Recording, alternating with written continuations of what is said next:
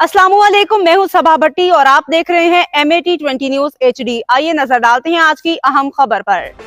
खबर शामिल करते हैं हाफिजाबाद से। हमारे नुमाइंदा मोहम्मद यासीन की रिपोर्ट। हाफिजाबाद पुलिस की बड़ी कार्रवाई, 4 मंशियात फरोश गिरफ्तार, 1 किलो 700 ग्राम चरस, 2 किलो 250 ग्राम हेरोइन बरामद, मुकदमा दर्ज। हाफिजाबाद पुलिस ने जिला भर में मंशियात फरोशों के खिलाफ गहरा तंग करते हुए 4 बदनाम ज़बान मंशियात फरोश को गिरफ्तार कर लिया।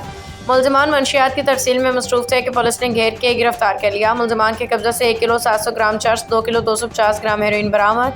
ये कार्रवाई DSP पिंडी बटियां सर्कल गाजी आरिफ महमूद खान की हिदायत पे SHO सिटी पिंडी बटियां इंस्पेक्टर मोहम्मद बिलाल, SHO थाना किस्से इंस्पेक्टर साजिद भट्टी और SHO थाना सुकै की मंडी इंस्पेक्टर शाह अकरम ने अपनी टीमों के हमरा की। गिरफ्तार मुलजमान के खिलाफ मुतल्लिका थानों में मंशियात एक्ट के तहत मुकदमा दर्ज कर लिए गए हैं।